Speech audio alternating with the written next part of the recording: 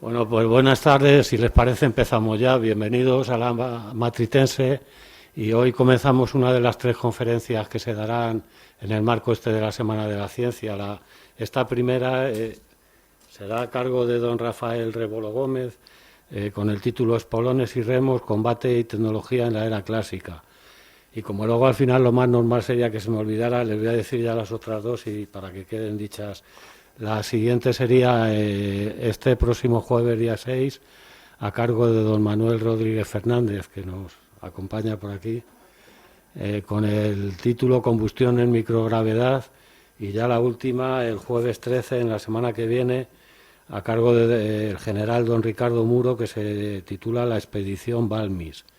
Entonces, con respecto a la de hoy, don Rafael Rebolo Gómez, que nos acompaña aquí, nació en Cartagena, y posiblemente de ahí le viene su interés por el tema marítimo y sobre todo por el relativo a la época clásica.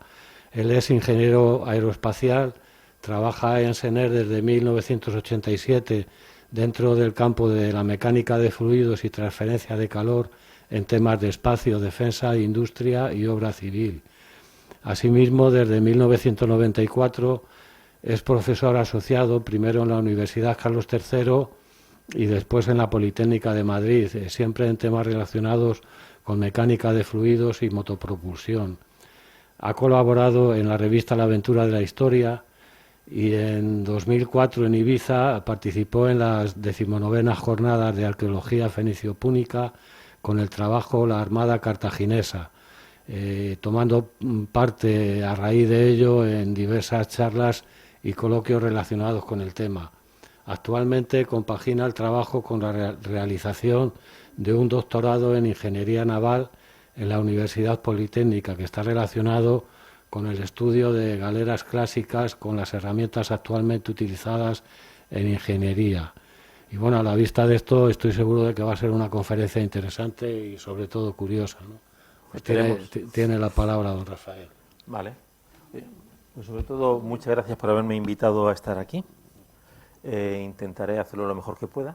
Seguro. Y viendo que somos pocos, yo propondría que casi fuera, a lo mejor, casi coloquio, es decir, que me pudierais interrumpir cuando quisierais, o algo que no haya dicho y no os haya entendido, podéis parar y que no sea yo simplemente el que aquí esté hablando bla, bla, bla, bla, hasta el final. Siendo poquitos, yo creo que se puede hacer, así que os invito a que no os cortéis y cualquier duda o pregunta, pues me la hacéis e intentamos hablar, que sea más o menos. Entonces, bueno, me voy a bajar aquí abajo para ver también un poquito la presentación. El tema al final es un poco la historia de la galera. La galera es el barco típico de remo y es un barco específicamente de combate. Es decir, entonces, bueno, me voy a centrar en lo que es el Mediterráneo, es decir, lo que es la civilización occidental. Y me voy a centrar en particular, aunque los barcos estos, podríamos decir que desde el 2000 a.C. hasta 1850 estuvieron en activo, me voy a centrar solamente en el periodo que es de la historia clásica, desde 1200, Troya, hasta el año cero, ya en época romana. Entonces me voy a quedar solamente en esa zona.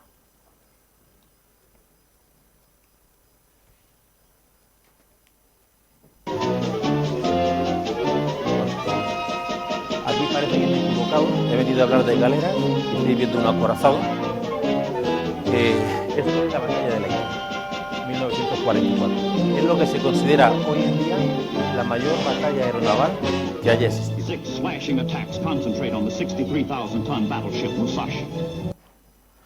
En esta batalla participaron 276 buques, entre barcos americanos y barcos japoneses, y un total de unos 100.000 hombres. Después de la batalla, pues acabaron hundidos 34 barcos, en víctimas unos 13.000 hombres, y ya digo, es lo que se considera la mayor batalla naval. Podríamos pensar también en Trafalgar como batalla grande, y realmente lo fue, pero ahí eran simplemente 65 barcos, 45.000 hombres, y víctimas, no me acuerdo exactamente, pero hablamos de 7.000, 10.000 o algo así. Retrocedemos 2.000 años al pasado. Sicilia, Mediterráneo, no. Se enfrentan flotas cartaginesa y romana. Roma presenta 330 navíos, 150.000 hombres. Cartago, 350 navíos, 140.000 hombres. Tras la batalla, 24 navíos romanos hundidos, 30 navíos cartagineses hundidos. Deja muy por detrás la que se considera la mayor batalla naval del mundo. Si encima tenemos en cuenta que Japón tenía en aquella época, la Segunda Guerra Mundial, 70 millones de personas, Estados Unidos 140 millones de personas, y en esta época Roma tenía 4 millones y medio de personas, España entera tenía otros 4 millones de personas, y cartaginés eran 400.000, ellos solían pagar mercenarios, pues es asombroso, digamos, la cantidad o la proporción y el esfuerzo que podía suponer una flota de esas comparadas con lo que tenemos en la actualidad. Bueno, las bajas estimadas 25.000, también bastante más grandes que o bien Trafalgar o bien Leyte o cualquiera de estas batallas. Entonces, lo que quiero contar aquí es un poco, bueno, pues hablar un poco del barco, por qué el barco es como es y no de otra manera, la galera me refiero en particular. Me voy a centrar en las de combates, entonces voy a intentar establecer un poco una historia más o menos rápida de cómo evolucionó desde el 1200 hasta el año 0. Y luego un poco ver lo que sabemos de ellas y cómo se comportaban, es decir, qué velocidades o aceleraciones eran capaces de alcanzar, cómo se podían navegar, cómo se manejaba la gente y cómo se manejaban los buques. Y bueno, intentar más o menos presentar un poco esto.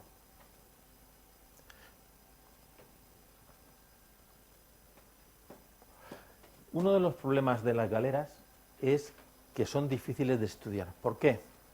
Es un barco ligero, es un barco de madera, con lo cual, una vez que es hundido o destrozado, pues flota, las maderas se van por sus lados, se pudren, no sé qué, no quedan restos. Restos físicos no tenemos.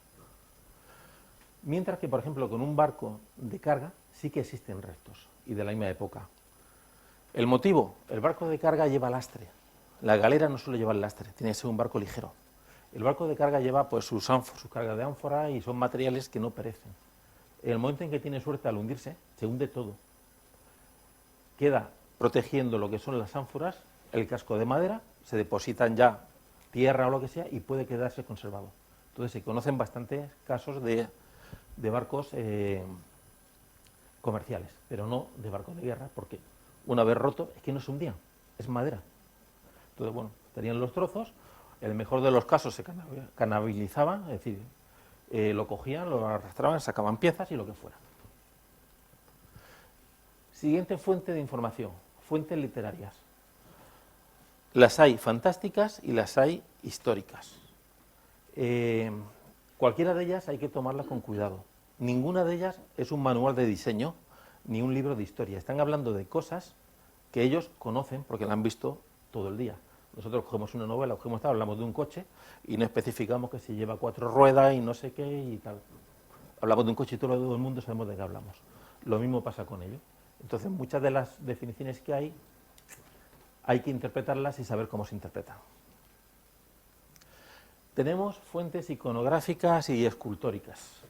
Ocurre algo parecido, aparte de que se han perdido muchas, depende cómo se reflejen, pueden significar una cosa u otra.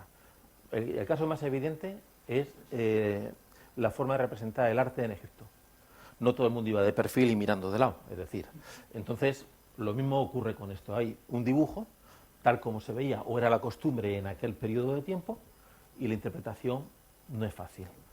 Dentro de las fuentes iconográficas, de hecho, es curioso, hay pocos, pero hay unos cuantos grafitis hechos probablemente por marineros donde se aburrían en la pared de cualquier lado. No son técnicamente buenos, pero son los más fiables en cuanto a detalles de cómo podían ser los barcos, los aparejos y las cosas que llevaban. Y luego, la fuente final son los restos arqueológicos.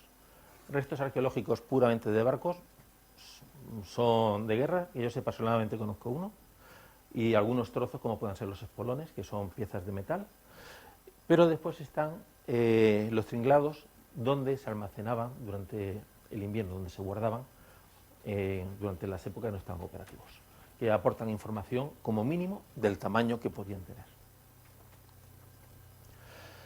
Después, como me estoy centrando en el Mediterráneo, vamos a hablar básicamente griegos, persas, por lo que tocan con sus peleas con los griegos, romanos y cartagineses. De los cartagineses son de los que menos casos o lo menos se conocen. Al final perdieron bajo Roma y al final el que vence es el que escribe la historia, ¿no? Entonces los datos son mínimos, pero el único barco de combate que se conoce justo es un barco único, un barco cartaginés. Una idea de interpretación que ha cambiado con el tiempo, es decir, a lo mejor en los años 80, 90 se pensaba una cosa y 5 años después cambió, porque se ha descubierto algo nuevo y demás. El caso ese que marcó allí con el circulito, ese tipo de galera con los 2 cuernos y demás, ¿no? Esto era la reconstrucción de una galera antigua griega. ¿Por qué se reconstruye de esa manera? Bueno, la información que tenemos al final son dibujos planos, proyecciones como estos que tenemos aquí, donde se ven los cuernecillos. Es cierto que se ve solamente un cuerno, pero parece una proyección plana. El culto al toro es típico de la zona, es conocido, toda la zona minoica y demás. Están los toros con los cuernos. Se pensó que al final era ponerle atributos animales a un navío, cosa que también pues, es algo normal. Al igual que los cartagineses le ponían cabeza de caballo y le ponían a los buques mercantes, pues se reconstruyó como esto. No hace muchos años se encontró un morillo, de esto que se pone en el fuego para mantener los leños, que era este, que es el esqueleto de un barco, exactamente igual que ese, y lleva solamente, por así decirlo, un cuerno. Con lo cual realmente se piensa que solamente se lleva uno. Otros tipos de, como pueden ser monedas y demás, presentaban también este cuerno, que ya no representa el de un animal, con lo cual hoy en día se cree que solamente llevaban uno y no eran 2. Entonces son interpretaciones que en función de lo que se descubre se van cambiando. En cuanto a la forma de pintar o de representarlo gráficamente, en el dibujo de arriba, ¿qué estamos viendo? Un barco con una sola fila en un lado de remeros, o una proyección donde unos tapan a otro y lo representan de forma simple de esta manera. O en la de abajo, ¿qué estamos viendo? Una perspectiva extraña donde están los remeros de la derecha y la izquierda, o un barco solamente con una fila abajo y otra en vertical. Es difícil de decirlo. No tenemos muy claro qué era lo que estaba pensando el autor en aquel momento. No sé si me falta una. No.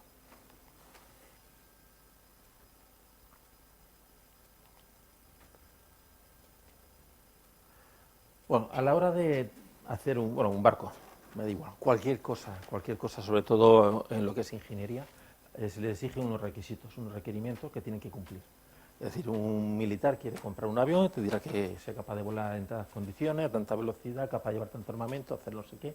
Bueno, vamos a pensar qué requisitos debería cumplir un barco.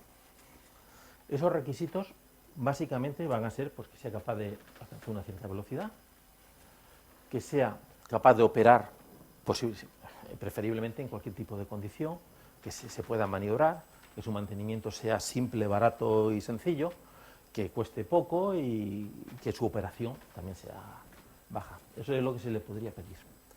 Vamos a pensar, por ejemplo, en un mercante. Yo quiero un mercante y quiero ver los diversos requisitos a qué le doy más peso o no. ¿Me importa la velocidad? Realmente no mucho. Es decir, puede tardar algo más de tiempo, pero no es vital que llegue, sobre todo en aquella época donde los traslados, movimientos se contaban en días como mínimo y fácilmente en semana o meses.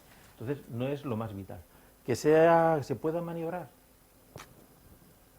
en principio tampoco, no es lo que más se desea. Que su vida sea larga, bueno, eso sí, ya que me he gastado el dinero, pues si en vez de 10 años me dura 40, es interesante, ¿no? El que opere en todo tiempo, quizá tampoco es lo más importante, ¿no? Que mientras pueda funcionar más o menos bien, me puedo quedar en puerto si el tiempo es malo y que aguante. El mantenimiento sí que me interesa que sea lo más barato posible. Por ejemplo, pues que no tenga que estar cada 2 por 3 quitándole el caracolillo o quitando la broma a los bichos que están comiendo la madera del casco. Entonces me puedo permitir el recubrirlo a lo mejor de plomo, pues para simplificar el mantenimiento. Después, los costes de adquisición y de operación. El de adquisición, si va a tener una vida larga, quizás no sea el más importante, pero el de operación sí. Si yo tengo el barco y necesito 100 tripulantes y tengo que mantenerles, alimentarles, pagarles su sueldo y demás, me va a salir muy caro. Entonces me interesa que sea el menor número de tripulantes. ¿Cómo haría un barco? Bueno, la otra cosa también es su función, transportar. Me interesa que tenga el mayor volumen posible para que lleve la mayor capacidad de carga. La menor tripulación posible para abaratar los costes de operación. Lo que ya he comentado, por ejemplo, pues una vida larga y después el mantenimiento mínimo. Y después, en cuanto al sistema de propulsión, no quiero mucha velocidad, es decir, con llegar a mi sitio, pues, ¿cómo lo haría? Pues cogería un barco con el mayor volumen, es decir, lo más redondo que pudiera, que fuera marinero, sí, es decir, que no me volcara a la primera. En vez de remeros, usaría velas para aprovechar el viento y el menor número de remeros. Y tenemos una nave redonda, que es el buque de transporte, bueno, pues desde el año 1000 hasta 1700, es el buque de transporte de toda la vida. Si quiero uno militar, ¿qué es lo que yo querría? Quiero que sea rápido, que tenga velocidad. ¿Qué implica que tenga velocidad? Pues implica que tengo que meterle potencia. A lo mejor el viento solo no me basta. Entonces tengo que meter un buen motor. ¿Qué es un buen motor? En aquella época eran motores de sangre, tíos, allí remando y dándole. Entonces, bueno, pues tengo que poner bastantes tíos. Que sea maniobrable, por supuesto. Tengo que atacar, huir, esquivar, es decir, tengo que maniobrarlo como sea. Lo cual también me implica, pues eso, los remos es una opción mejor que la vela. El mantenimiento es secundario. Es un vehículo militar y los vehículos militares son caros, su misión es la que es y te puedes permitir que te cueste el mantenerlo. La vida, esa sí que no nos importa. Un barco para luchar, tienes combates con otras potencias pues cada 2 o 3 años, pues si te dura 5 o 6 ya es bastante, es decir, lo más probable es que muera en combate, y para que muera en combate tampoco tiene que morir recién salido de la fábrica, ¿no? Entonces la vida no es importante. Después, el coste de adquisición y el coste de operación es lo mismo, es un barco militar. Tiene que cumplir una misión y es lo que importa y no importa el dinero. ¿Cómo son los barcos militares? Barcos esbeltos, cargados de gente, que es el fondo el motor, y con remos. Con una propulsión pueden ir donde quiera independientemente del viento. Luego, adicionalmente, el barco ha de cumplir una serie de condicionantes físicos y unos condicionantes tecnológicos. Los físicos es que tiene que cumplir las leyes de la física, y aunque los griegos y los romanos no conocieran a Newton, las fuerzas, los momentos, la inercia y todas estas cosas seguían existiendo. La física era la que tenemos hoy en día. Y unas condiciones de contorno. El barco se va a mover en el agua, se va a mover con vientos y, bueno, pues tendrá que adaptarse a esa circunstancia donde va a estar el barco operando. Y, de luego, unos condicionantes tecnológicos. Tendrá que aprovechar las tecnologías que existan en esa época y tendrá que aprovechar los materiales que existan en aquella época. Estamos hace 2500 años, bueno, pues ya habían metales, pero el metal eran pues para cosas muy específicas, sujeciones y demás. Básicamente los materiales que disponemos son derivados de la madera, que es lo que era básicamente todo el barco, y después pues otros elementos como puedan ser esparto y demás para las sogas, cabos y demás historias, y después pues resinas, breas, pues para calafatear el barco y lo que sea. Entonces, bueno, el barco se tiene que hacer con aquello que existe. Pensemos en un barco militar. Yo lo que me interesa es aumentar su potencia o realmente me interesaría ambas cosas, disminuir la resistencia del barco. Ambos se traduce en un incremento de velocidad del barco, si consigo estas dos cosas. La cuestión es cómo lo hago. Esto ya es de formación profesional, podéis pasar un poco de ello, pero básicamente, ¿de qué depende la resistencia de un barco? Depende de la superficie que está mojada, de la fricción que tiene. Eso por un lado. Hay lo que se llama resistencia de olas, cuando tenemos olas. Cuando tenemos olas, pues depende de la longitud, inversamente. Cuanto más largo es, la resistencia de ola disminuye. Y después está de la presión que yo pueda tener debido al movimiento del agua, del barco, que me produzca bien el aire y bien el agua, fundamentalmente el agua, y eso depende del área frontal. Juntando todo eso, que es que quiero poca área, quiero que sea largo y el área frontal poco, lo que tengo es un barco alargado, que es al final la forma de una galera. Para incrementar la maniobrabilidad, lo que me interesa es que el barco pese lo mínimo posible. ¿Por qué? Pues cuanto menos pese, para igualdad de potencia o de fuerza, puedo acelerar mucho más rápido. Entonces, es una de las cosas que voy a tener en cuenta. Voy a intentar que el barco no lleve lastre, sea lo más ligero posible dentro de los límites estructurales de que el barco no se me desarme cuando esté navegando.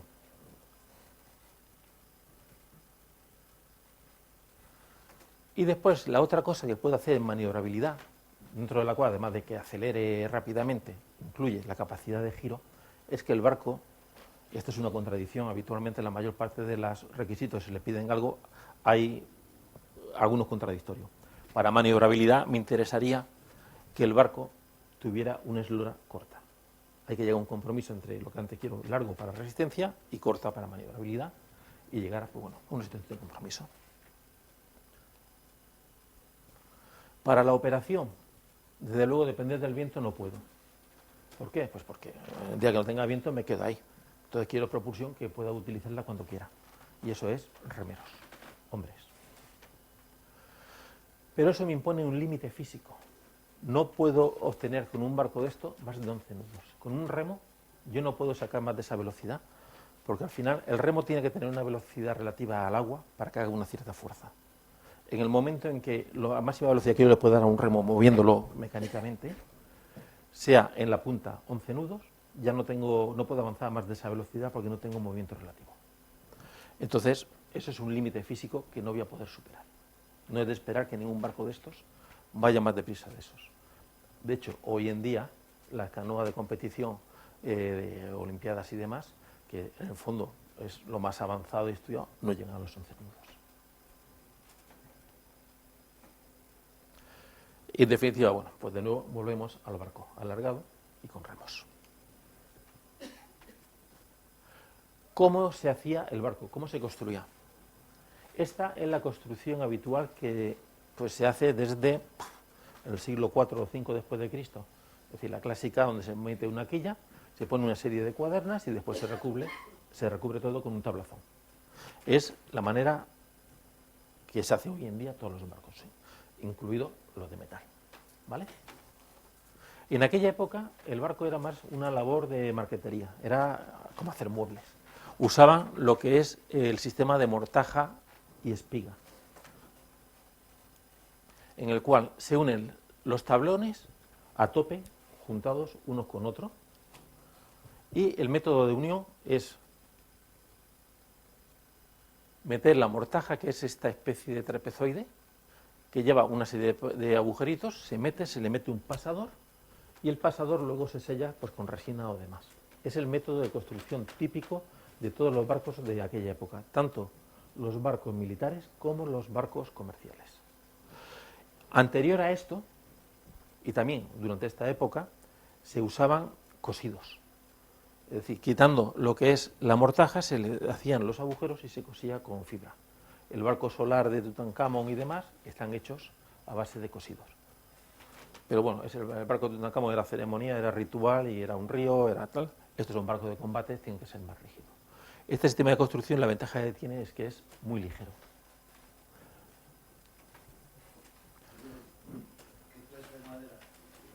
Madera, las mejores que tenían, buscaban por donde podían. En principio, podían ser de abetos, pinos. El roble no se usaba mucho, no es como en los barcos del siglo XV, del siglo XVI, que ya se usaban. Y entonces era lo que disponían sobre todo en la zona de Grecia y demás. La madera tenía que ser ligera lo más posible. Los barcos estos, en el fondo, el espesor que tenía la chapa es la chapa, el madero es muy pequeñito. Eran barcos súper ligeros. Entonces, con tanta Sí. agua, tanto que navegaban, durarían poco, ¿no? No te voy a hacer spoiler, lo voy a contar luego. Ah, vale. Que no, para no hacer spoiler. No, pero la pregunta es buena porque está tenido en cuenta, lo tenían en cuenta. Y era vital. Bueno, la imagen de la izquierda es un cacho real de madero encontrado. Y la derecha, bueno, viene a ser para que se vea cómo trabaja el tipo de unión. Estos es lo que comentaba antes, de que es gracioso que de lo que menos se conoce son de los barcos cartagineses, y este es el único barco de índole militar que se ha encontrado y es cartaginés. Se encontró en Marsala, en Sicilia, en los años 70. No es un barco de combate, más bien sería un transporte militar. Lleva una especie de espolón, pero realmente no es un espolón de combate. Puede ser un tajamar o tal, pero no parece ser un espolón. Lo que sí que es muy curioso es estas letras que llevaban los maderos. Las diversas tablazones iban con una serie de símbolos. ¿Por qué? ¿Piensan que es? Bueno, se cree que es fabricación en serie de los barcos. Haces los trozos de madera, los marcas y luego lo ensamblas teniendo en cuenta los símbolos. Y esto cuadraría con un hecho que cuenta Polibio, en el cual los romanos capturaron una galera cartaginesa. Los romanos no tenían flota y en cuestión de 2 meses fabricaron 100 barcos. Se pensaba que era una exageración, pero hoy en día no se tiene tan claro si era una exageración o de verdad. Es decir, los romanos se proponían hacer un puente y hacían un puente en 6 meses que cruzaba el río más grande de Europa, ¿no?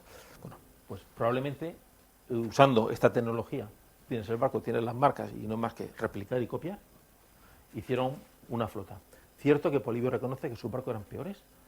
¿Por qué? Pues porque sobre todo las maderas eran frescas, estaban verdes, no estaban curadas, no estaban tal, y eran más pesados y todas esas cosas, pero tenían 100 barcos para enfrentarse a los cartagineses.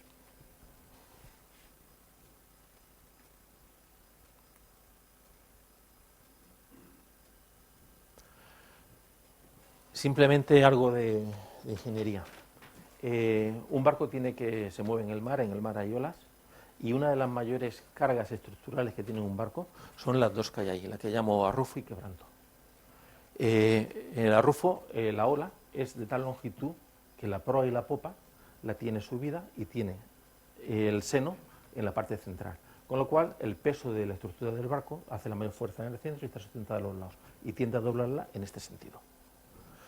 El quebranto es el seno máximo de la ola, está en el centro, y en ese caso tienes que la proa y la popa tiende a caer, y tendería, pues, imaginar que cogéis un lápiz o una varilla, la dobláis así, y tiende a partir el centro.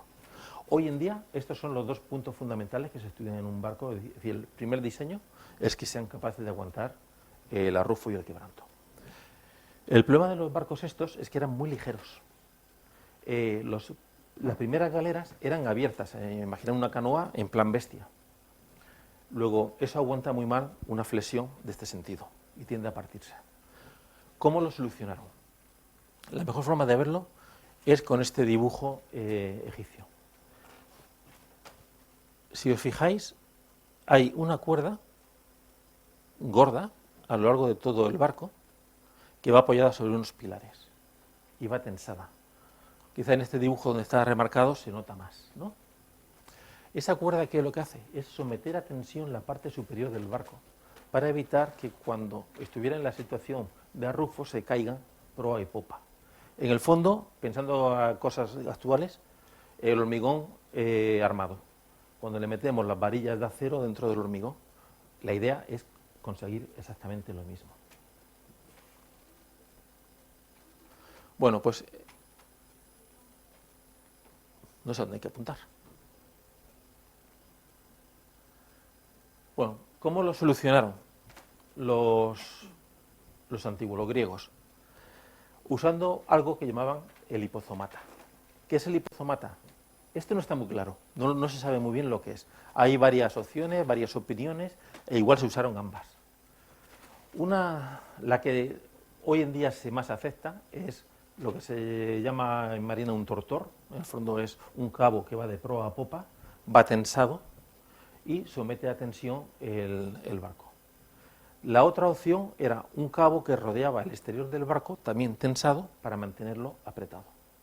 Ambas se han usado. Hay un texto de un viaje de, no me acuerdo si era San Pablo a Roma o algo así, donde le pillan una tormenta y comentan que el barco lo cogen con cuerdas, lo atan y lo sujetan. En un barco militar eso no sería demasiado útil. ¿Por qué? Porque si la cuerda va por fuera, durante el combate puede ser fácilmente cortada o dañada por el enemigo. Luego se piensa realmente que iba de lado a lado por dentro. De hecho, el hipozomata era tan importante que cuando se capturaban barcos enemigos se le cortaba o se le quitaba para evitar que esos barcos pudieran estar al menos inmediatamente operativos. Un poco la historia de Troya hasta el siglo I. Empezamos en la guerra de Troya, ¿no? Ahí la escala temporal está a la izquierda. Uy, ¿he apagado algo? Ah, vale. Durante la guerra de Troya, los barcos no solían llevar espolón. Es decir, aunque la película esta de Brad Pitt de Troya y eso es espectacular, el tío guapísimo y la Helena también y tal, y los barcos geniales, no llevaban ese espolón. Ese barco era de 500 años después, ¿no? En aquella época los barcos eran relativamente pequeños. Se usaban como transporte de tropas. No hay diferencia entre el remero y el guerrero. Ambos son los mismos. De hecho, en la Ilíada escribe Homero, bueno, Homero, o quien fuera Homero, ¿no? Y escribe 400 años después, aunque el tío refleja más o menos bien los barcos antiguos, anteriores a su época. Y que lo acudilló y condujo en 7 naves el excelentísimo arquero Filoctetes. Este era el amigo, este majo simpático que estaba siempre con Brad Pitt, con Aquiles. Y en cada nave iban 50 remeros, que a la vez eran tiradores diestros y valerosos. Es decir, deja bien claro de que los remeros eran los mismos que los soldados. En el fondo, también pensando en aquella época, la mayor parte de las flotas no eran ejércitos formales. En el fondo, así hablando rápidamente, eran piratas. Es decir, eran una ciudad-estado contra otra ciudad-estado y pirateaban. Y entonces, bueno, es lo que se utilizaba en aquella época. El número de 50 me interesa que se quede, porque se repite luego en la historia. A lo largo de aquella época, los barcos recibían el nombre del número de remeros. Por ejemplo, el de 50, que era uno estándar, y ese además duró pues, hasta la época de los romanos, era la Pentecóntera, que llevaba 25 remeros por cada lado. Luego estaba el de 20 remeros y estaba el de 30. Esos eran, digamos, los más habituales. Iban todos, solamente una hilera de remos por cada lado, y todos iban a la misma altura. Los barcos eran abiertos y no llevaban ninguna cubierta cerrada.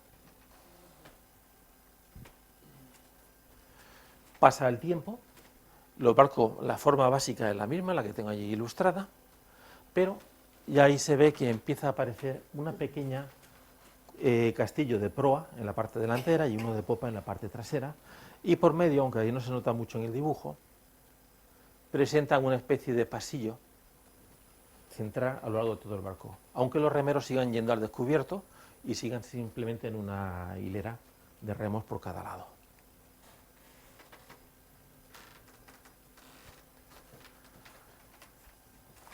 El hecho de tener ya esas plataformas ya hace posible que no todos los remeros sean también militares. Puedo llevar ya diferenciados tropas y puedo llevar remeros. Y después las técnicas de combate cambian. Y ya aparentemente empieza a aparecer el espolón. Aquí en este dibujo no se tiene muy claro si esto de aquí es un espolón o no. Esto lo podríamos llamar un espolón, aunque tampoco está muy claro que lo sea. Pero ya empezó un enfrentamiento entre barcos, uno y otro. No es simplemente un raid de llegar a una costa, bajarse en plan los vikingos, arrasar aquello, llevártelo, o salir detrás de un mercante al cual pillabas sin problemas y la abordabas y punto, ¿no? Empiezan a cambiar las técnicas de combate. El barco se convierte en un arma en el sentido de que se enfrentan barcos contra barcos de combate, con lo cual tienen que ser capaces de maniobrar. En el fondo del barco es como si fuera un misil, va tripulado y va dirigido hacia el barco enemigo, que sería su blanco. Y entonces viene la pregunta, ¿de dónde surge o cómo surge el espolón, que es lo más característico de las galeras? Realmente no se sabe ni en qué época sale ni de dónde proviene. Ese dibujo es un dibujo antiguo, puede ser quizás del 1500 o incluso hasta el 2000 a.C., y el barco presenta esa pequeña cosa de ahí que, bueno, podríamos pensar que es un espolón. ¿Lo es o no lo es? Lo más seguro es que no sea un espolón. Esto es aquí no se aprecia mucho, es una especie de plato de marfil, y no se aprecian mucho los dibujitos, pero bueno, en este están los dibujos extraídos. Y aquí se pueden ver diversos usos de un espolón que pueden ser que fueran la razón o no. Por ejemplo, esto del botón.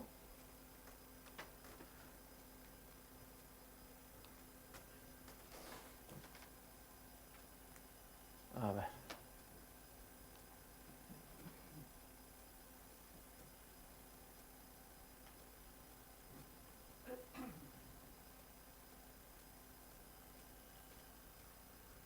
Vale. Esta no la quiero.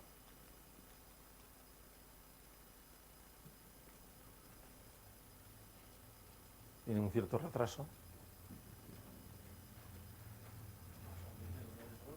Sí, a lo mejor sí. A ver, espera. Vale, aquí está. Vale. El espolón, ¿se usaba para pescar? Para eso parece indicar esta imagen. O era el jardín, era donde la gente hacía sus disposiciones. Puede tener su lógica.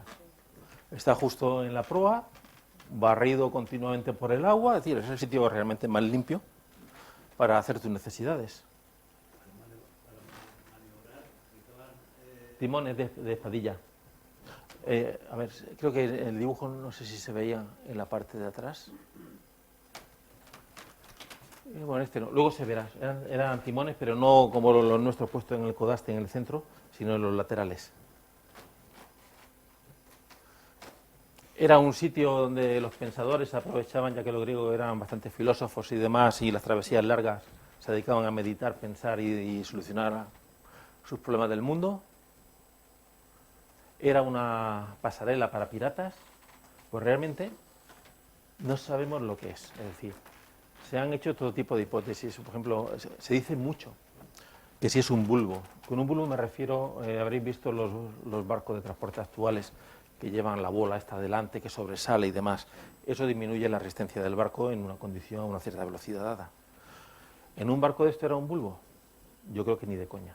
Es decir, no tenían capacidad ni de medir la velocidad con tanta precisión como para ver que traía una cierta ventaja, ni tampoco se mueven a velocidades donde eso sea significativo el efecto del bulbo. ¿Un paragolpes para cuando paran en la playa parar? Bueno, puede parecer lógico, pero tampoco está tan claro, ya que, por lo que se sabe, estos barcos se sacaban a la playa por la popa, por la parte de atrás, con lo cual no parece que sea. ¿Un tajamar? Eso podría tener más razón, ponerle ahí algo pues para a lo mejor que sea más maniobrable cuando esté orientado con las olas o lo que sea. Pudiera ser. ¿Un elemento estructural? Eso me lo creo, que forme parte de la quilla y que sobresaliera. ¿Un adorno? El adorno es secundario, yo creo que más bien podría ser un elemento estructural o un tajamar, que a alguien se le ocurrió tallarlo y empezó a darle forma y lo convirtió en adorno. Entonces, yo no creo que en principio eso fuera un arma. Casi tiendo a pensar más que alguien fue listo, maniobrando en lo que era, en un puerto o lo que sea, pues giró no sé qué, le pegó, como cuando aparcando le damos a un coche, le pegó al barco de al lado, vio que le hizo un agujero que se hundió, y el tío asoció, uy, esto es la guerra, no sé qué, y a lo mejor decidió el hacerlo, ¿no? ¿Hacían travesías de mucho tiempo? Los barcos estos no eran de mucho tiempo navegar, solían parar si podían todas las noches. Era navegación costera, era prácticamente visual y paraban por las noches porque no habían ayuda a la navegación, salvo el faro de Alejandría, alguna cosa así. ¿Para comer, para alimentarse? Eso, cuando estaban en misiones normales, paraban al mediodía para comer y luego paraban por la noche ya para dormir. ¿Por qué no transportaban alimentos? Los barcos de guerra llevaban una capacidad de transporte de alimentos muy pequeña. Entonces, mientras estaban en paz, es decir, en misiones normales, pues llegaban al poblado y compraban allí alimentos. Cuando estaban en guerra, llegaban al poblado y simplemente arramblaban. Pero llevaban muy pocas provisiones. Es decir, probablemente llevasen agua, sí, porque en verano, sudando, no sé qué, tal, y alimentos, pues serían alimentos energéticos, serían higos secos, serían... Sí.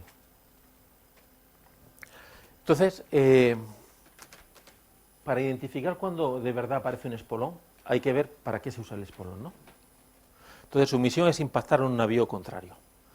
Ese dibujo de ahí es lo que se considera lo más antiguo que puede representar un espolón. ¿Por qué? El espolón, si voy a chocar con el enemigo, tiene que ser la parte más sobresaliente de mi barco, porque si no, pues, acabo yo fastidiando. Es decir, tiene que ser el parachoque. Y este claramente lo lleva. Tiene que ser robusto, macizo, porque tiene que aguantar el impacto. Y este, bueno, se ve que la parte delantera del barco es potente. Debe estar situado al nivel del agua. ¿Para qué? Pues para hacerle una vía de agua, que entre agua. No me interesa a lo mejor hundir el barco, además de que va a ser muy difícil hundir un barco de madera, pero el momento en que le entre agua aumenta su masa, ya pierde maniobrabilidad y queda en mis manos. Tiene que ir revestido. Si es madera, revestido me refiero cubierto de metal. ¿Por qué? Pues para que tenga mayor resistencia y sea capaz, no al primer golpe, quedarse estropeado. Y después otro requisito es que debería actuar como un fusible, separarse. Es decir, que en caso de que se rompa, antes de que me parta mi barco, se separe de él y yo al menos pueda huir con el resto del barco. Son los requisitos que debería cumplir un espolón ideal. Lo que comentaba el fusible, simplemente, cuando tú impactas contra el enemigo, lo propio sería lo de arriba, pero puede haber olas, puede ir como sea, y se puede torcer el sentido de la de abajo o la de arriba. Tanto las dos de abajo, estoy sometiendo a cargas muy grandes lo que es el espolón, y me puede partir mi propio barco. Entonces, por eso me interesa que sea un fusible y que se parta. De hecho, hay una cita de una batalla en Al-Aila entre fóceos y una flota combinada etrusco-púnica en la zona de Marsella, donde ganan los fóceos porque eran mejores marineros y demás, pero comenta Heródoto que acaban con los espolones torcidos e inservibles, con lo cual tiene toda la pinta de ser el caso este que hablo del fusible. Es decir, no me ha hundido mi barco, se me ha roto el espolón, pero yo aún puedo estar.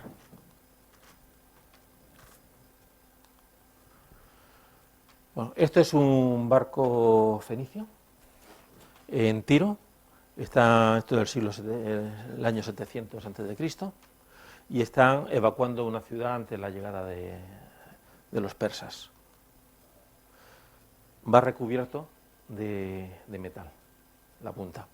Este tipo de espolón puntiagudo no es el mejor y de hecho acabó desapareciendo. ¿Por qué no es el mejor? Se clava mucho. Si se clava mucho, me puedo quedar empotrado contra el enemigo. Y se dio el caso de que el enemigo lo que hace, tengo mi barco destrozado, salto y abordo el otro. Entonces, ese tipo de espolón no es bueno y luego dejó de utilizarse. Luego vendrá el típico que se estuvo usando. No eran, es decir, eran tochos los amarres de madera, pero no lo bastante como para que rompieran el casco, pero no eran fáciles de soltar. Este es el espolón por excelencia. Este es el espolón Atli, se encontró en Israel en el 80 y hasta el 2001 fue el único que se conocía, auténtico. La parte de adelante son como esa especie de 3 líneas con la vertical, y esto no penetra. Lo que hace es cuando pega el golpe, machaca la madera, la rompe todas las juntas que ha habido, hace una vía de agua, pero es mucho más difícil que penetre comparado con el otro que lleva la punta. De estos, hasta el 2001 eso, se conocía este.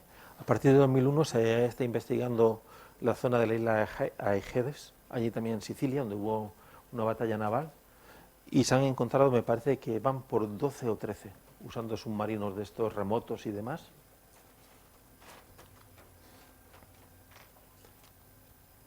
Bueno, este es cuando se encontró.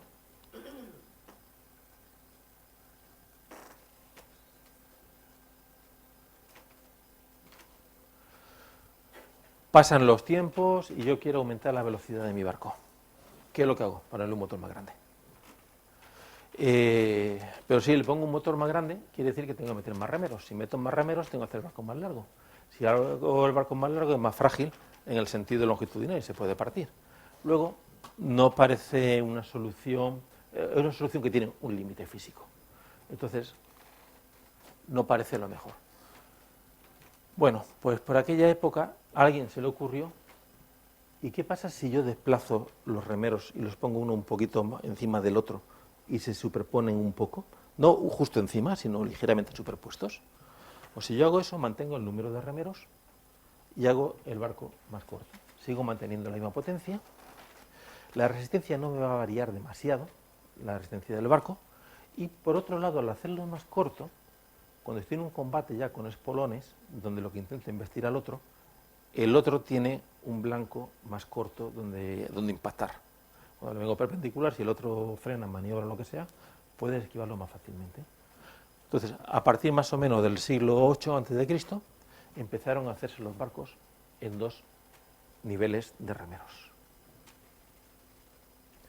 Ese que hay aquí es un barco con 2 niveles de remos.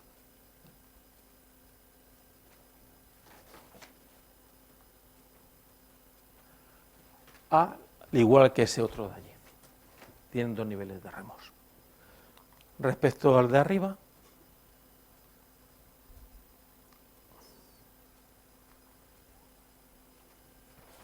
¿hay alguno de estos que se...?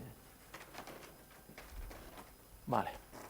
En la vocación de tiro es el barco que más o menos se usó, que si os fijáis los hay con espolón y sin espolón, y estos barcos están usados para evacuar gente, con lo cual los que se ven arriba no son combatientes, son ciudadanos que están huyendo y se lo están llevando de allí, y además a una distancia relativamente cercana, a 30 kilómetros de donde estaban, pues para escapar de las masacres que solían hacer en aquella época los reyes, ¿no?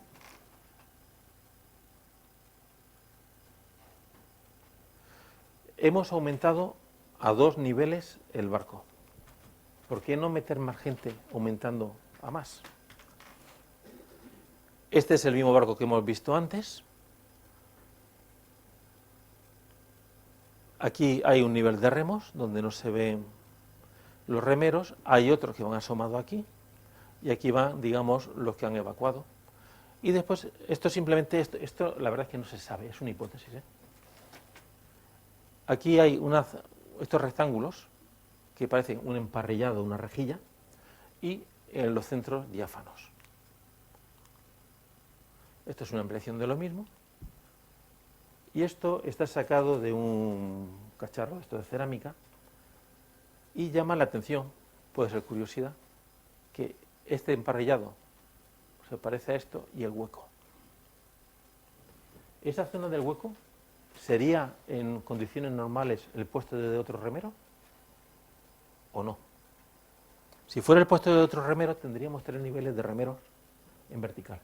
En este caso, que estaban simplemente evacuando gente, no era necesario llevar tantos remeros, no era cuestión de velocidad, era simplemente de irse de allí y de meter la mayor capacidad de gente que pudieras evacuar.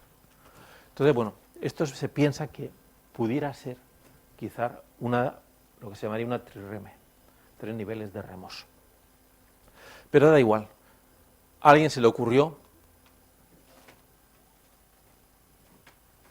ahí está, Y aquí sí que está claro que hay 3 niveles de remos. Hay 1, 2 y 3. Luego hay 3 niveles. Y este es la trireme, digamos, el barco por excelencia de galera, y que fue quizás la máquina más potente de propulsión humana que se haya hecho. Esto es tal como se piensa hoy en día que era por dentro. Hay una diferencia entre los barcos fenicios y los griegos. Los griegos eran más estrechos, eran con una manga más pequeña.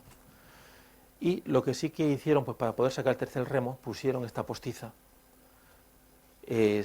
para mantener el remo. Interesaba que los remos fueran todos del mismo tamaño para que, y más o menos tuvieran el mismo ángulo, para que la fuerza que hicieran los remeros fuera semejante y que después pudieran sincronizarlo mejor, es decir, llevar el ritmo todos. Si le ponían remos de muy diversos tamaños, el periodo de cada remo sería distinto y sería mucho más difícil de llevarlos sincronizados. Lo de al lado es lo que se piensa que es la versión fenicia. Los barcos fenicios eran ligeramente más anchos. También los fenicios eran más comerciantes y yo creo que incluso usaban barcos de combate pues para comercio, al menos de cosas caras, que para poder huir de piratas y demás.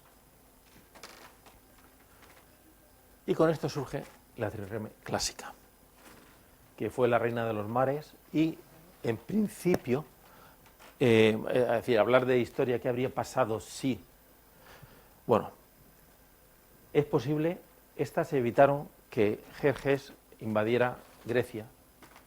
Si hubiera entrado los persas en Grecia, lo que sí está claro es que probablemente no estaríamos hablando castellano, porque luego habría surgido el Imperio Romano y tal, y habría sido la historia completamente distinta. Luego, al menos como mínimo, fueron vitales en aquel combate de la batalla de Salamina, donde derrotaron a los persas y hicieron que surgiera la civilización que tenemos hoy en día.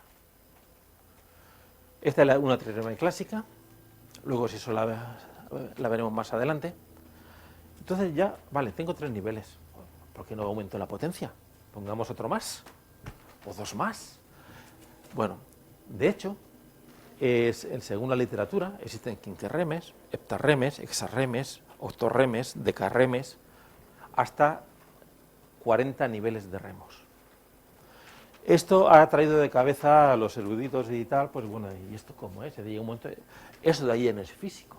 Es decir, el remero de arriba no puede remar igual que el de abajo, ni puede hacer la fuerza, pues, aunque sea el más cacha de todos. No. Entonces, durante mucho tiempo ha estado preocupando pues, eso, a los historiadores qué había de verdad o qué no había. A ver si me deja esto. Debería ser esto de aquí, ¿no? Ahora sí me deja, ¿no? Sí. Si nos vamos al 400, Siracusa. Está allí Dionisio el Viejo, uno de los tiranos de allí, y este tío, pues en aquella época decidió, estaba en guerra con los cartagineses, además de con cualquiera que pillara por allí, ¿no? Decidió hacer un centro de investigación y desarrollo de tecnología militar.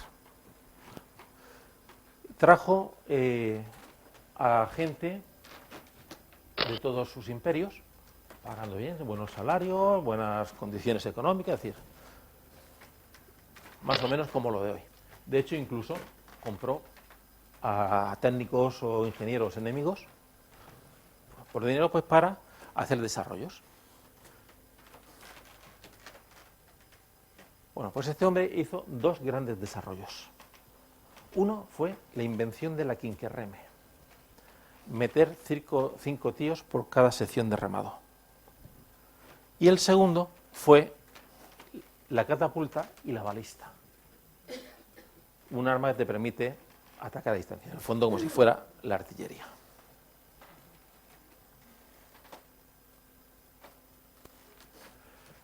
¿Cómo, partiendo de la trireme, que ya la conoces, es el barco que tienes, cómo puedo aumentar la potencia, que es lo que andaban buscando? Puedo aumentar el número de niveles de remos, aunque hemos visto que eso no es factible. Es decir, ya cuando tengo 4 o 5 remos, el de arriba el tío no puede remar. Puedo aumentar en cada hilera el número de gente que hay. También ya lo he comentado que al final el barco se hace muy largo y estructuralmente puede partir. Y la otra cosa es aumentar el número de remeros por remo, algo que en principio es evidente, ¿no? tamaño, lógicamente, según donde esté situado. En principio, en la trireme son del mismo tamaño. Son del mismo tamaño. Sí, varía un poquito el ángulo con el que atacan, Sí. pero son del mismo tamaño. Bueno, estos son lo que se pensaba en el siglo XIX que podían ser y demás, pero que no son funcionales, son construcciones que no son funcionales. Esto es lo que se piensa hoy en día que es una quinquirreme. Se mantiene el de abajo igual, los de arriba sí que han alargado un poco el remo y hay 2 personas por remo. Entonces, ¿qué implica eso en el barco? Bueno, implica que el barco tiene que ser un poquito más ancho, pero no demasiado. Implica que ha aumentado la potencia del barco. El meter un hombre más no quiere decir que ahora en cada remo de esos tenga el doble de potencia, no, al final interfieren uno con otro. El que está en un extremo, si hace el recorrido entero, el que está a su lado va a hacer menos recorrido, con lo cual va a ser capaz de suministrar menos potencia. Entonces no multiplico por 2 la potencia del remo de pasar de 1 a 2, la multiplico por un 50%, un 60%, no más de eso, pero sigo teniendo más potencia de la que necesitaba. Y me permite otra segunda cosa, no todos los remeros tienen que ser tan expertos. Cuando tengo en una trireme que son 170 remeros, todos remando sincronizados, tienen que estar los tíos sincronizados, porque si no empiezan a chocar los remos uno con otro y no funciona. En este caso, con que uno de ellos, el del extremo fundamentalmente, sea un buen remero, el otro no tiene más que seguirle y suministrar fuerza bruta.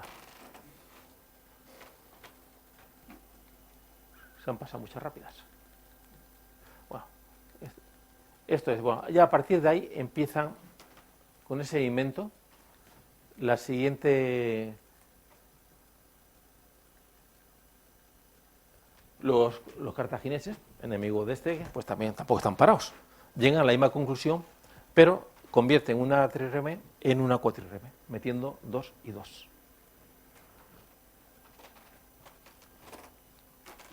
Y a partir de ahí se pueden encontrar todas las combinaciones posibles. Cada vez los barcos se hacen más grandes. Este barco ya es más moderno, este de la época cartaginesa romana. Lleva plataforma grande, lleva una cubierta, mientras que los otros apenas llevaban cubierta. Una es a reme. Ya a partir de ahora casi se pueden diversas combinaciones. Solamente una nota. Fijaros que como mucho en todos los dibujos que he presentado hay 3 niveles de remos. Eso parece ser que es un hecho. No se conoce ningún barco que haya tenido más de 3 niveles de remos. Entonces, cuando hablamos de un Gestarreme, ¿qué quiere decir? Quiere decir que en la sección del barco donde están esos 3 remos, el número total de personas son 6 o son 10. Pueden ser 3 a un remo, 3 a otro. Entonces, bueno, eso también durante mucho tiempo no estaba muy clara la nomenclatura, ¿no? Hoy en día se piensa que es eso de ahí. Bueno, empiezan a crecer. Esta es ya la de 40, que viene en los textos antiguos, y es inviable, pero se cree que pudo existir. Lo que se piensa hoy en día que era un catamarán. Algo de ese tipo. Un monstruo con capacidad de llevar 4.000 tropas, 3.000 remeros, no sé qué, un palacio encima con sus fuentes, con lo que hacían los Ptolomeos, que, en fin, no servía para nada tampoco, es decir, es prestigio, nivel. Bueno, lo que comentaba, no se conoce ninguna galera con más de 3 niveles. Las tripulaciones, la gente. Hasta ahora hemos hablado del barco. ¿Cómo era la gente?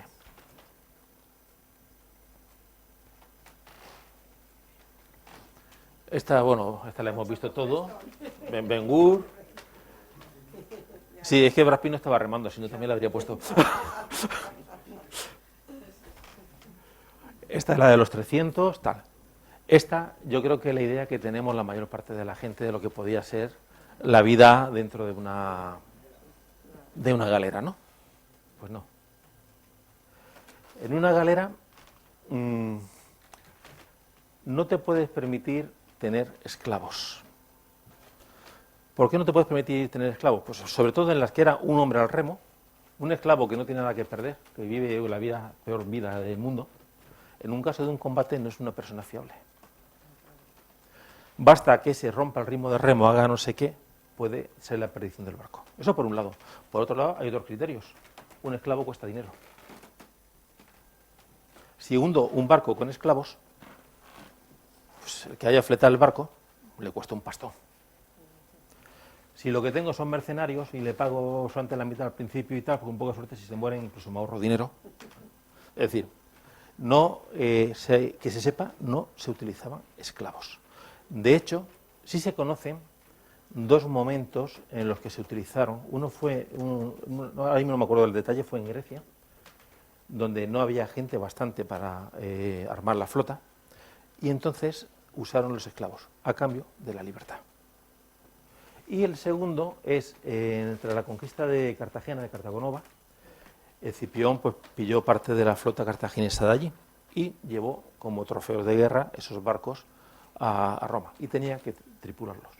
Bueno, pues usó esclavos de los que cogieron a cambio de que, según las que llegaban allí, tenían la libertad. Pero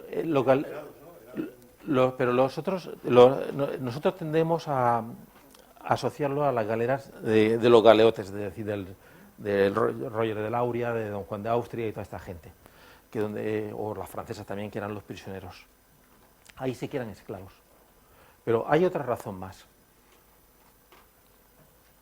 Una es acudir a una fuente que para mí me parece primordial. Siglo I a.C., una galera fenicia, además.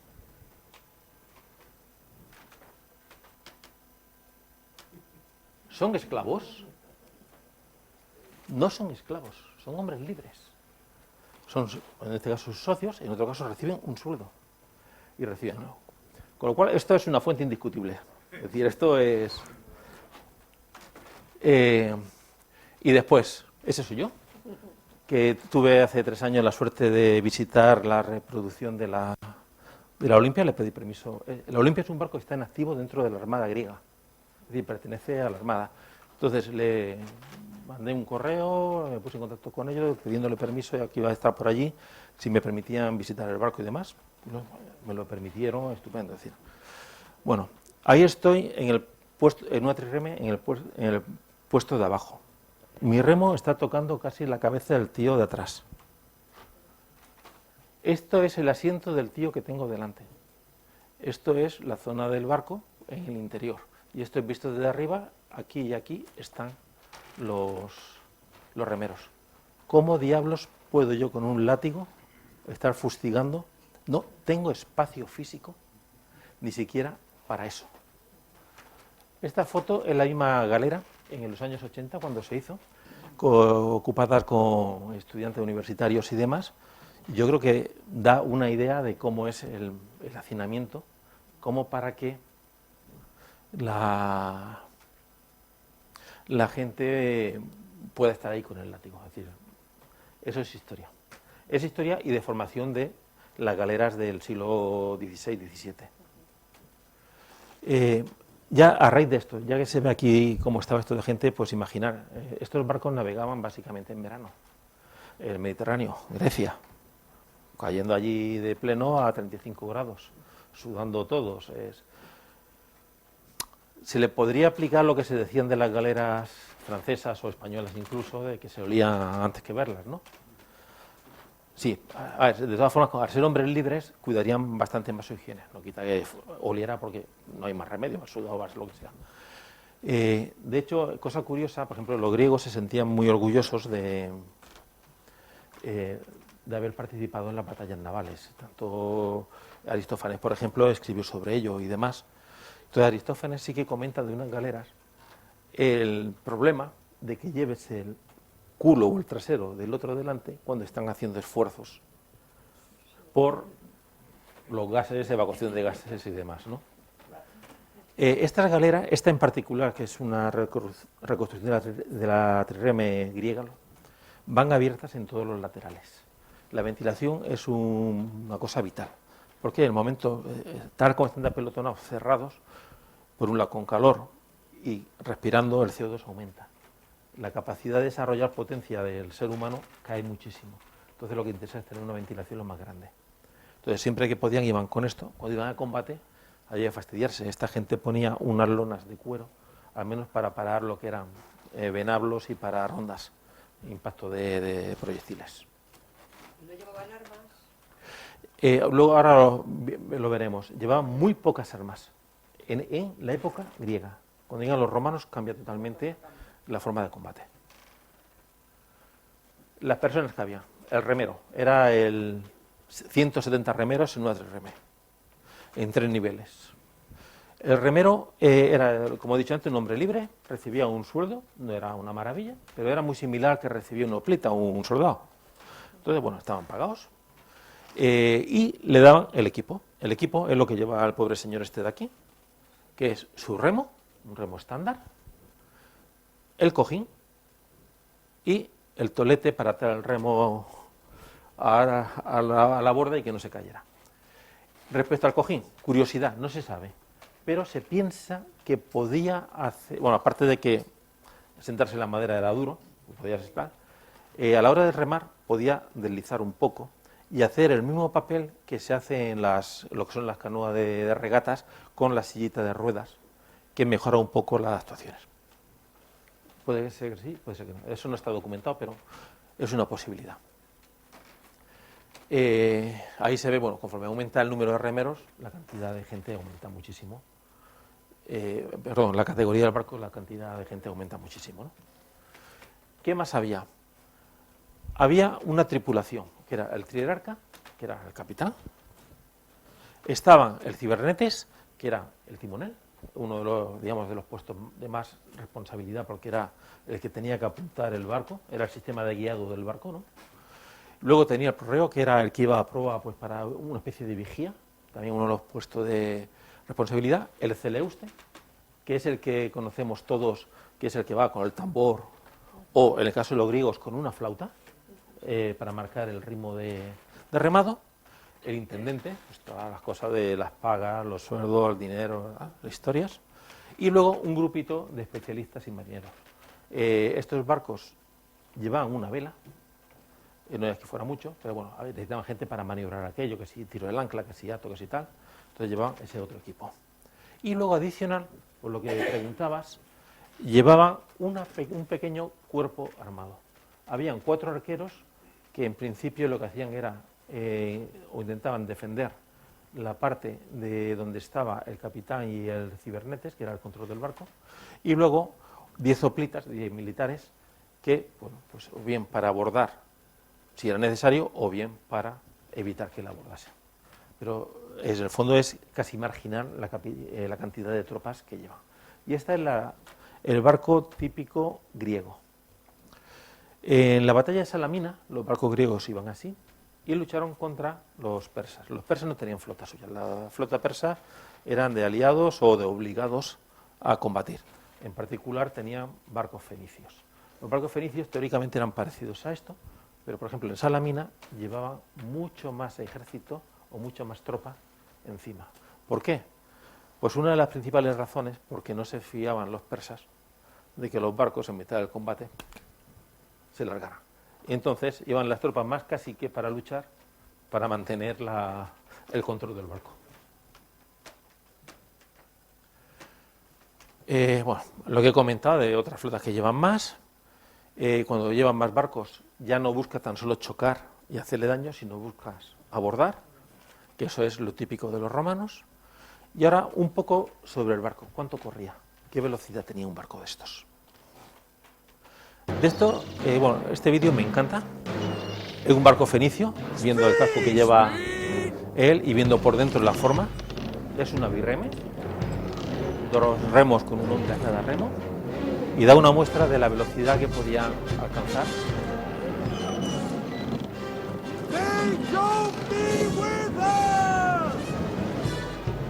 Ese sería el celeuste.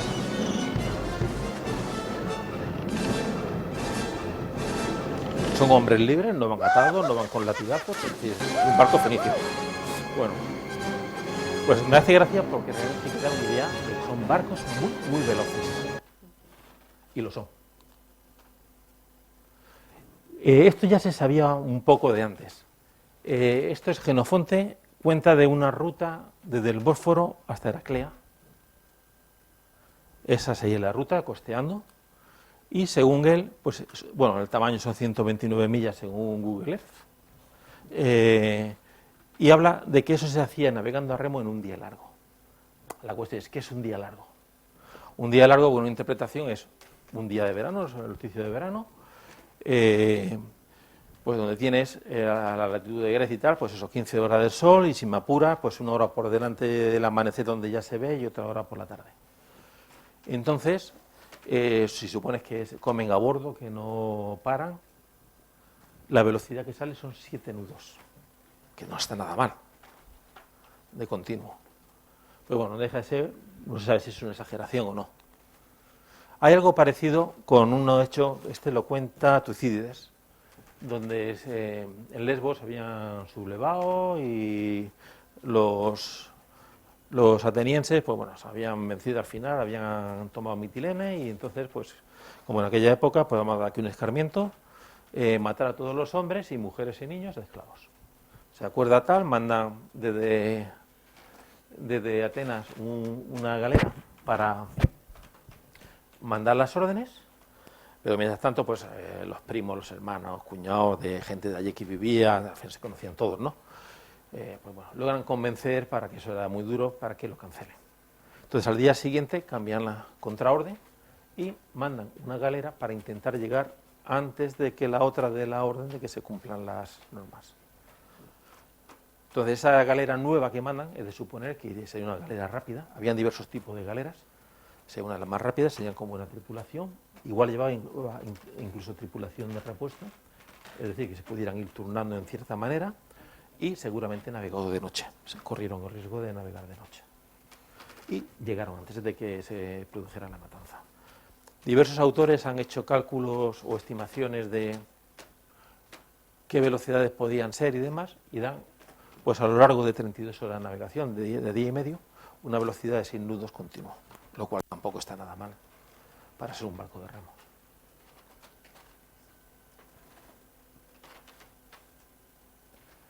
En los años 80, cuando se hizo la reproducción de la galera griega, esta la hicieron pues entre un historiador de clásicas y un ingeniero naval jubilado inglés. Se juntaron y hicieron una fundación, convencieron a la Armada griega para que lo hicieran y demás. Hicieron pruebas de canal, como se hacen los barcos actuales, donde ensayaron un modelo a escala del barco. Asimismo, en 2010 creo que fue, hicieron también en Estados Unidos, en un canal, pues ensayos de modelos semejantes. Entonces, numéricamente, estos son cálculos míos con los métodos actuales, pues también me he molestado en calcular la galera y demás, pues para ver qué velocidades alcanzaban. Y entonces estas son las curvas de resistencia de un barco, o de este barco en particular.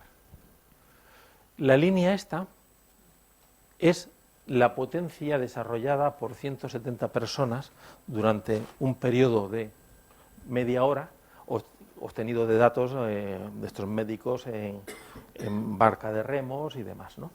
Es el valor promedio. Y las velocidades que se alcanzan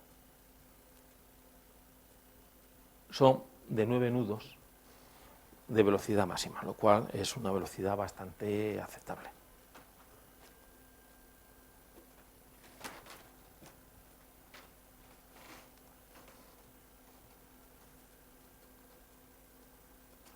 No ha salido, me parece.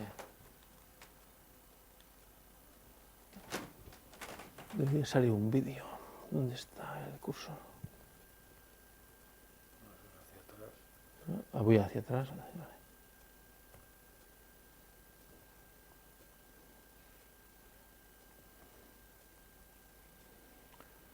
No arranca.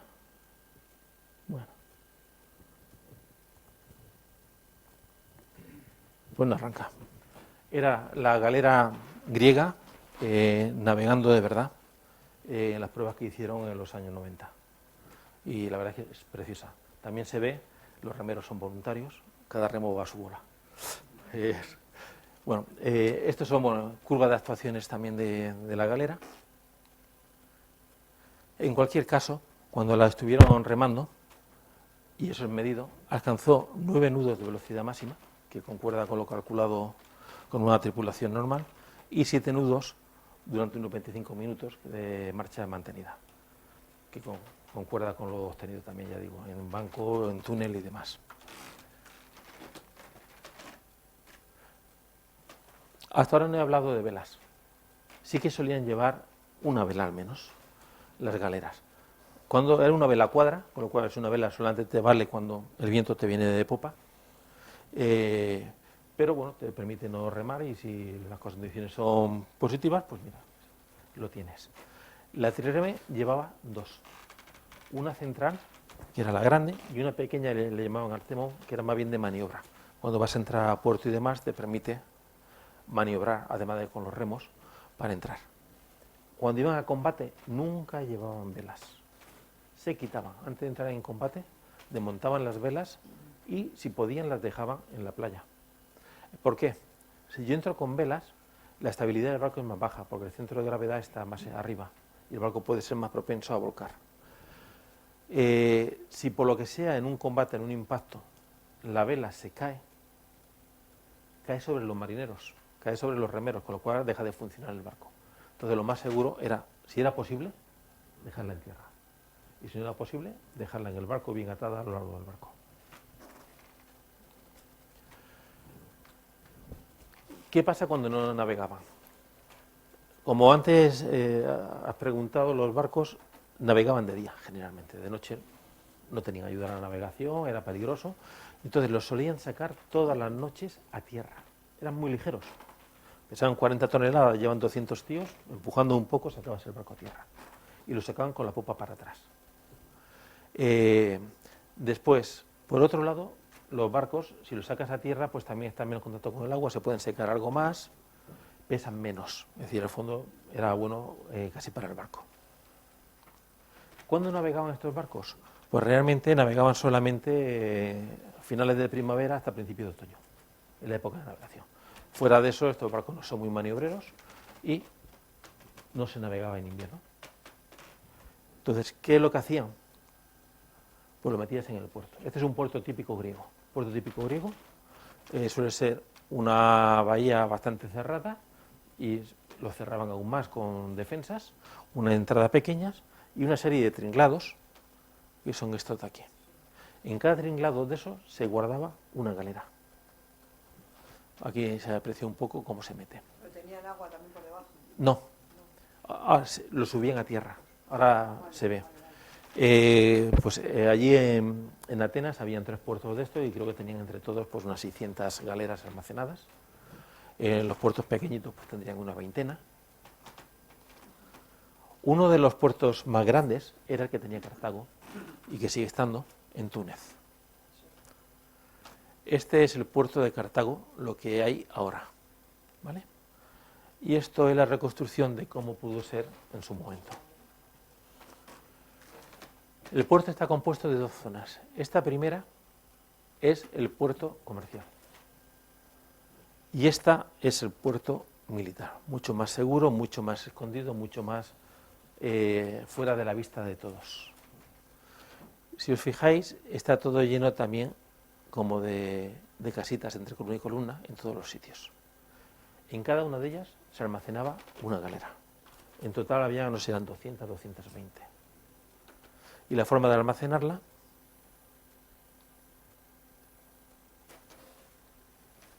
ya salió. Era esa. Dentro hay una rampa donde sacan el barco totalmente fuera y le dejan sujeto. Luego hay un dibujo donde se ve mejor. De esa forma pasaba el invierno, podían hacerle mantenimiento, no se podría, dejaban que se secara del todo y podían hacer reparaciones menores. Construirlo no hay espacio para construir el barco, pero sí, una vez construido, para mantenerlo.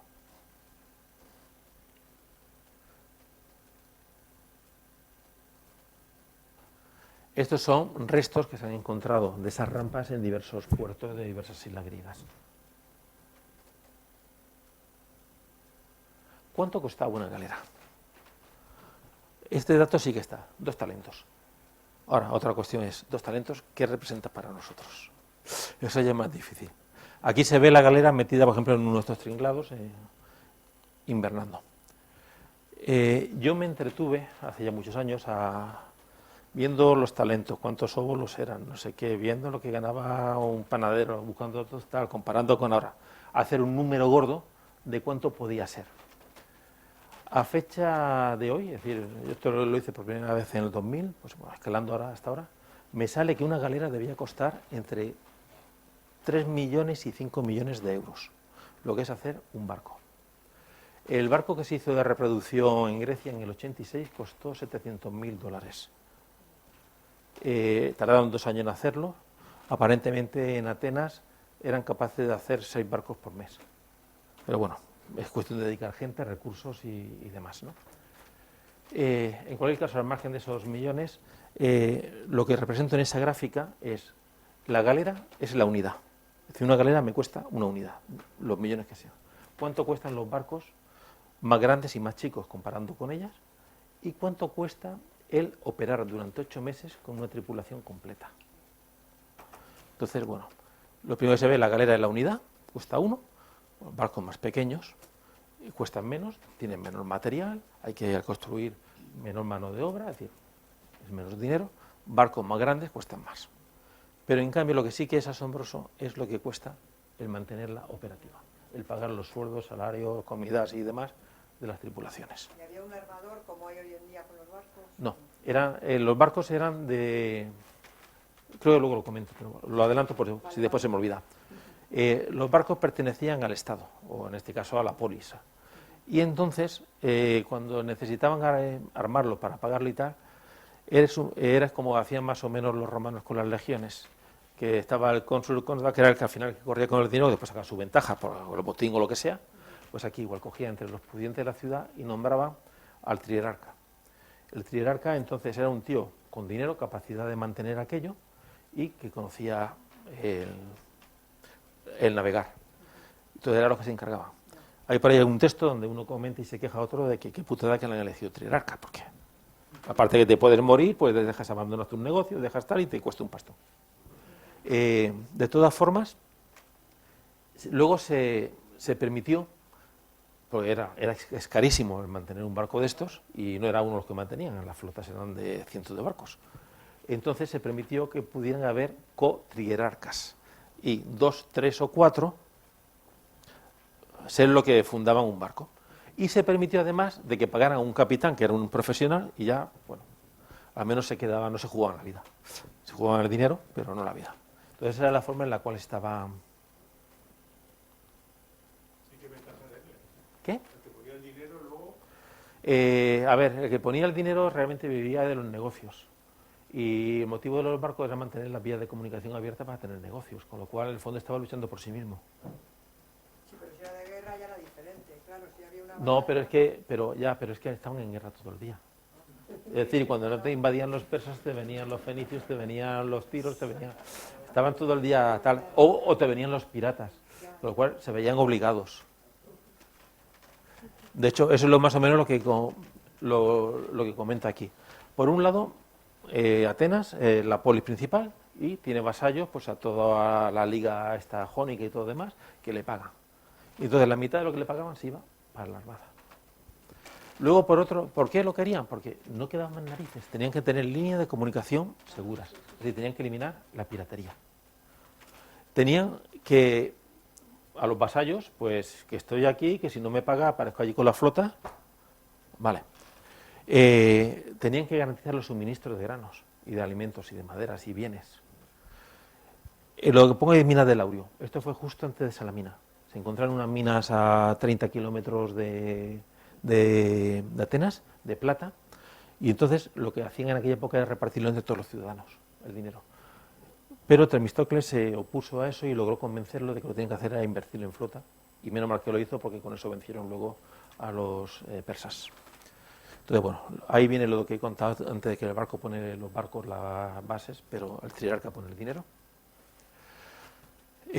Luego, bueno, la población de Atenas era pequeña, de 200 a 300.000 personas, incluyendo los esclavos, con lo cual la flota se consumía al 10% de la población. Y bueno, podía haber problemas de deforestación y demás, bueno, no entro a discutir con eso. ¿Cómo de grande es una flota? ¿Cuántos barcos usaban? Los cartagineses, más o menos en torno a 150 barcos, a partir del 400 a.C. eran sus flotas. En las guerras púnicas, por ejemplo, los cartagineses son los puntos huecos y los rellenos son los romanos. Pues los cartagineses, los 150 barcos, los romanos, 100 barcos por encima.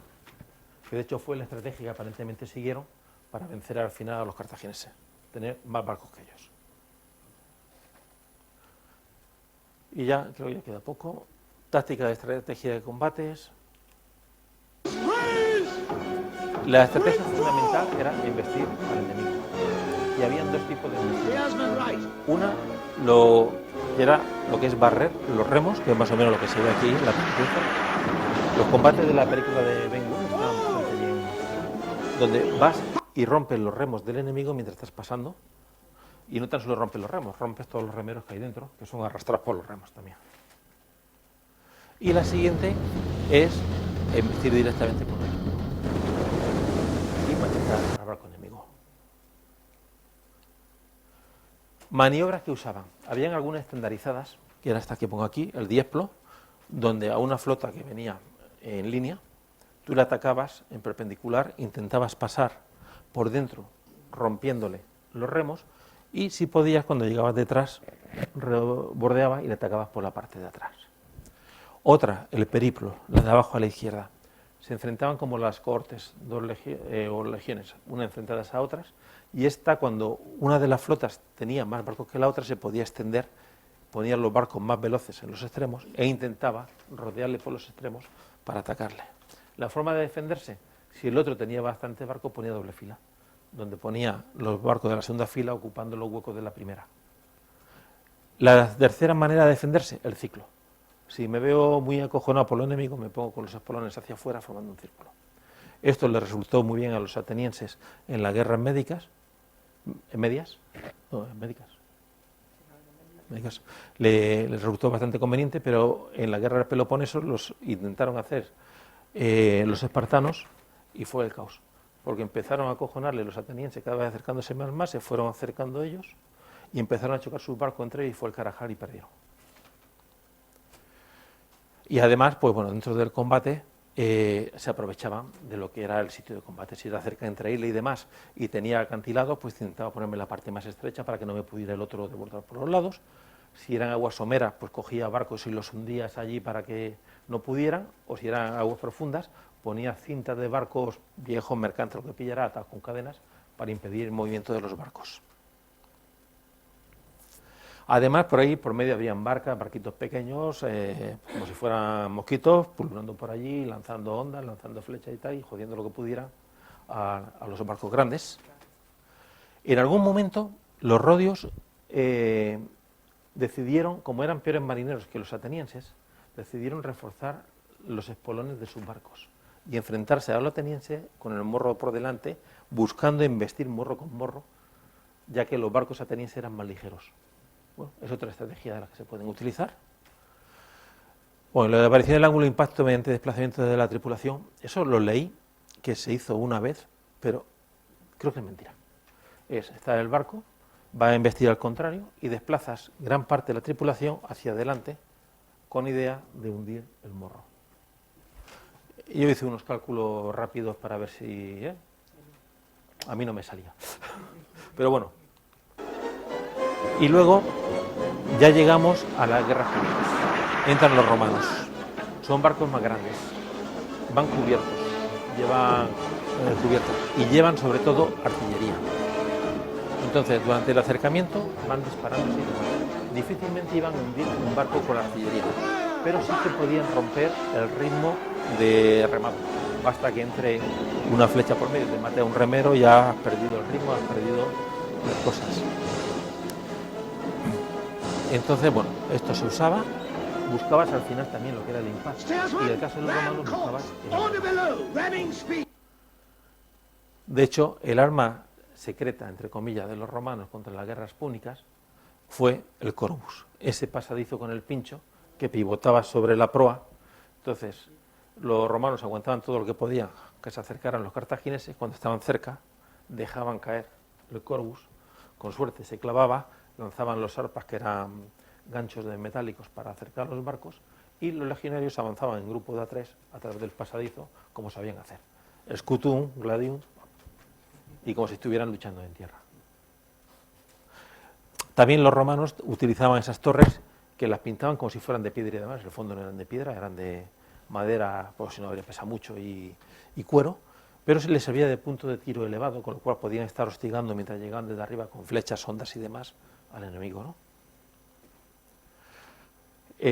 Usaban también sistemas como este de aquí, que se ve, que se ha visto en lo de Ben-Gur, no sé si os habéis fijado, que eran dos cazoletas con brasas ardiendo. De tal forma tú intentas acercarte lo que puedes al otro, chocas, tiras y le tiras las brasas encima para que ardan. Incluso en algún momento usaron guerra bioquímica, esto creo que fue historia, cosa de Aníbal, metiendo en recipientes cerámicos pues bichos ponzoñosos, serpientes, escorpión, y lanzándolos contra el otro, pues bueno, siempre causa un poco de pánico entre la gente, ¿no? Y luego, ya esto ya es el final, bajo el punto de vista estratégico, es decir, después del combate, ¿qué es lo que pasa? Bueno, pues lo que me interesa es ver qué hago con las tripulaciones vencidas, para que no se me revuelvan. Entonces, lo típico, matarlos directamente.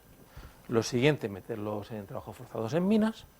Otra cosa es, mientras estaban en el combate, intentaban el náufrago llegar a la orilla, si la orilla estaba cerca, pues tenías por ahí tus barcos con arqueros para que no llegaran, y que no se pudieran revolver. Y después la otra estaba en utilizar los motores, que era simplemente cortarle una de las manos a uno de los remeros cogidos, con lo cual ya no se volvían a presentar contra ti.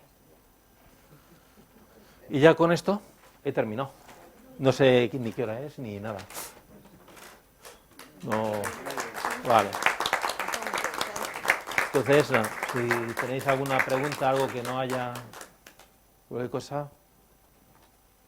Has estado hablando de los barcos y muy... Has estado hablando de los barcos, pero muy poquito de los remos. Y los remos son importantes porque yo me imagino ahí a un remero forzudo, ahí, dependiendo de cómo sea la pala, A ver, el más remo, grande o más pequeña, pues dará más o menos impulso. el remo, Eso habrá límites, ¿no? sí, el remo estaba estandarizado. Es decir, el griego al menos, creo que eran 2 metros 70, 3 metros o algo así, era un valor fijo y era el mismo para todos. Lo que es la longitud y lo que es la pala y demás, eso al final es ensayo y error, habrían llegado a su óptimo. Hay una cosa que no está muy claro, porque no aparece en los textos, no se ha encontrado, pero sí se ha usado, no, o sea, bueno, en aquella época, pero sí posteriormente, que es el colocar pesos en el extremo del remo para hacer que el balanceo esté más equilibrado y poder controlar el periodo de remado. Entonces, eso no se sabe si se usaría o no. Pero el diseño del remo yo creo que ahí no se metieron. Pero alguien tuvo que hacer el primero, digo yo. No, sí, sí, y segura, pero eso lo sacan, eso es ensayo y error. Evidentemente esas palas, si son más grandes, pues es más difícil para el remero poder arrastrar. Arrastrarlas, no, claro, es... Y entonces, por un lado así dará poco empuje. Si la haces más ligera, podrá moverla más, puede que aumente el empuje, pero al Pero disminuir el tamaño, la fuerza es más pequeña. baja la fuerza, con lo cual ahí hay un valor óptimo. Sí. La madera del remo sería más ligera que la del resto del barco. No lo tengo tan claro, depende porque tiene que flexar, es decir, puede flexar. Tendrían el peso que la estructura del barco. No, eso ya no te lo puedo, no te lo sé seguro, no lo sé.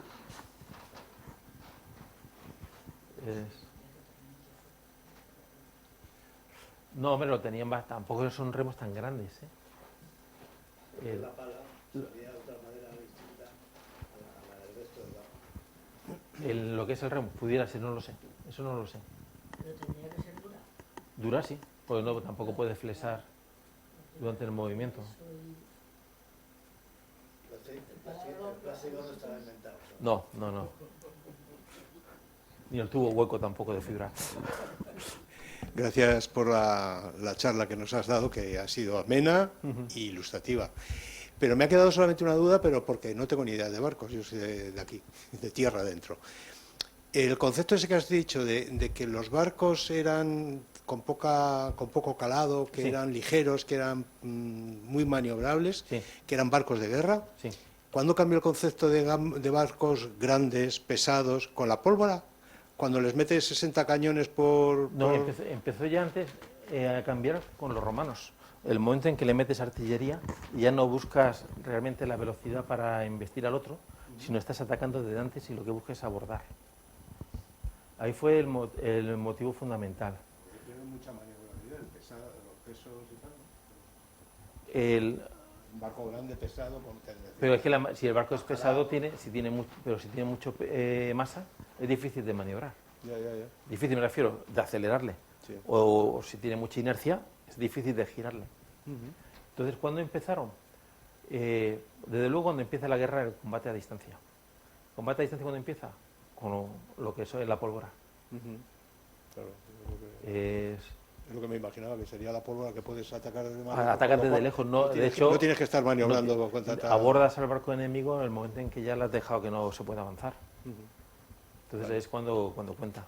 Vale, gracias. La vela, poco. El remo cuando iban de verdad de combate era de lo que tú tenías confianza que podías controlar. El viento no lo puedes controlar.